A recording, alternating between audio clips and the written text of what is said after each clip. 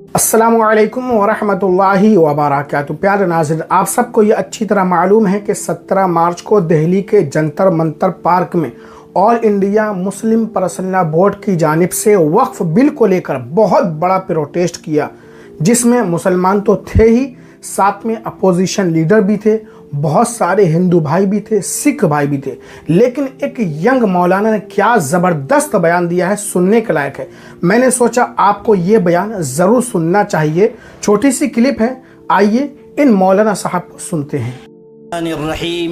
वबिही नस्तईन वस्सलातु वस्सलामु अला सय्यिदिना मुहम्मद अशरफिल शम्सिल हिदायति वल यकीन। सदर मोहतरम हज़रत मौलाना खालिद सैफुल्लाह रहमानी साहब की क़यादत, कहने वाले ने कहा था, मसाइल कैसे भी हों ता क़यामत रह नहीं सकते, ये जालिम जुल्म की बनकर अलामत रह नहीं सकते, जिनका अज़्म है कि हमको चैन से जीने नहीं देंगे। गिरामी, अभी हमारे बहुत से फाजिल मुक़र्रिरीन ने यहाँ गुफ्तगू की और ये हमारे लिए बड़े अज़्म हिम्मत के साथ गुफ्तगू कर रहे थे और इस बात का ऐलान कर रहे थे कि ये लड़ाई सबको मिलजुल कर लड़नी है। उस वक्त मुझे ये ख़्याल आ रहा था कि नूर की ये किरण ज़ुल्मात पे भारी होगी, रात तुम्हारी है तो क्या सुबह हमारी होगी। मेरे भाइयों, इस दिल्ली ने बहुत से इनकलाबात देखे हैं। एक वो भी इनकलाब देखा इस दिल्ली ने कि जब अपने हक़ की लड़ाई के लिए हमारे किसान भाई आए और उन्होंने हुकूमत को अपने आगे झुकने पर मजबूर किया। मैं ये बताना चाहता हूँ कि हमारे किसान भाई रोज़ी रोटी और जान के मसले को लेकर आए थे। वक्फ़ का मामला हमारे ईमान का मसला है, इसलिए हम किसी भी कीमत पर इसमें हुकूमत की मुदाखलत बर्दाश्त नहीं करेंगे। मेरे भाइयों, इस मुल्क का बरसरे इक़्तिदार तबका जिस रास्ते पर जा रहा है, उससे मुल्क के बाशिंदों की तशवीश बढ़ती जा रही है। हमेशा याद रखें, ख़ानदानों को तोड़ने वाली चीज़ है। नफ़रत के रास्ते पर जो लोग चल रहे हैं और मुल्क को चलाना चाहते हैं, वो जान लें कि इसमें मुल्क की सालमियत और बका नहीं है।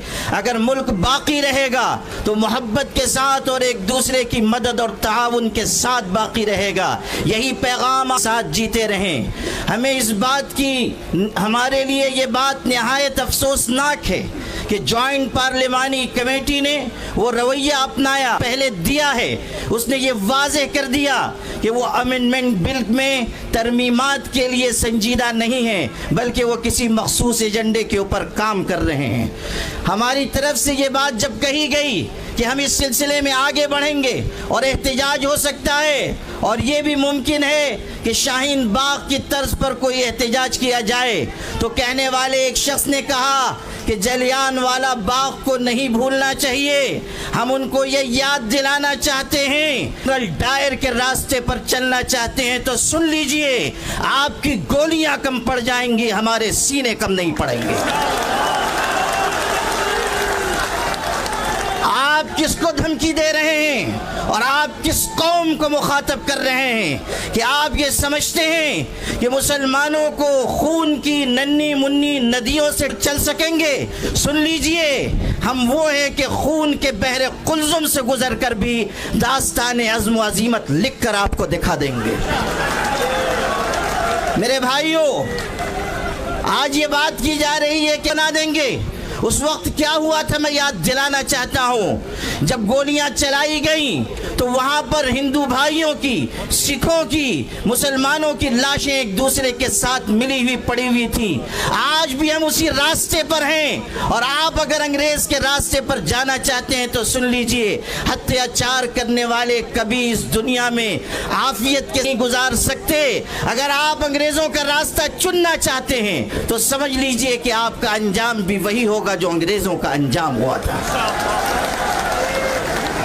All India Muslim personal law board इस मुल्क के मुसलमानों का सबसे मुत्तहिदा और मुश्तरका प्लेटफॉर्म है। अगर वो ये आवाज़ दे रहा है कि वक्फ तरमीमी बिल को वापस लिया जाए तो हुकूमत को इस बिल को वापस लेना चाहिए। ये मत समझिए कि सिर्फ चंद हजार मुसलमान जमा होंगे और बात मुकम्मल हो जाएगी।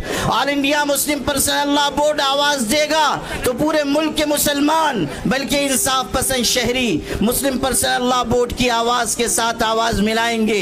इसलिए आप सब भी इस बात का हाथ उठाकर अज़्म कीजिए कि मुस्लिम पर्सनल लॉ बोर्ड जिस तहरीक का भी ऐलान करेगा आप सब उसका भरपूर तरीके से साथ देंगे। आप इस रोज़े की हालत में इस बात का अज़्म कीजिए कि हम इंशाअल्लाह अपने हुकूक की अपने हुकूक की लड़ाई आखिरी सांस तक लड़ते रहेंगे। इस हकीकत को हमेशा याद रखिए कि अपने हुकूक की आवाज़ जितनी देर से उठाई जाती है उतनी ही ज़्यादा कुर्बानियाँ देनी पड़ती हैं। इसलिए अगर आज हम आए हैं तो अपने अंदर एक कुर्बानी का जज्बा भी पैदा करें और ये पैगाम पूरे मुल्क तक पहुँचाएँ कि हमें इस मुल्क को भी बचाना है, इस मुल्क में मोहब्बत के पैगाम को भी आम करना है और सबको साथ लेकर हमें उस सिमत में जाना है जिसमें मुल्क का भी भला हो और हमारी मिल्लत का भी भला हो। आपकी ये क़ियादत जो यहाँ मौजूद है, अगर आप इसे बूढ़ी और बुज़दिल क़ियादत समझते हैं तो सुन लीजिए, आज ये यहाँ बैठे हुए हैं, लेकिन कल अगर अल्लाह ने ऐसा मौका दिया कि हमें इस लड़ाई को आगे बढ़ाना पड़ा तो आप देखेंगे कि ये क़ियादत कलम और कागज़ छोड़कर हथकड़ियों का भी इस्तेक़बाल करेगी और अपने सीने खोल देगी और आपकी लड़ाई आखिरी सीढ़ी तक लड़ी जाएगी। इसीलिए मैं ये कहा करता हूँ अपनी क़ियादत के बारे में कि ये अलग बात है कि चुपचाप खड़े रहते हैं, फिर भी जो लोग बड़े रहते हैं। ऐसे दरवेशों से मिलता है हमारा शजरा जिनकी ठोकर में कई ताज पड़े रहते हैं। व आखिरु दावाना। प्यारे नाज़रीन, आपने इन नए मौलाना प्यारे नाज़रीन, वक्फ बिल के हवाले से एक बार मामला फिर से उठ चुका है और मामला अब बहुत ज़्यादा पीक पर है। अब वक्फ बिल पर आर पार की लड़ाई होने वाली है। ये बिल संसद में पास हो। मेरे प्यारे नाज़रीन, वक्फ बिल को लेकर के मामला एक बार से फिर गर्मा चुका है। अब बहुत ज़्यादा इस मामले मेरे प्यारे नाज़रीन, वक्फ बिल को लेकर अब मामला एक बार फिर से बहुत ज़्यादा गर्मा चुका है और अब वक्फ बिल या तो पास होगा या रिजेक्ट होगा।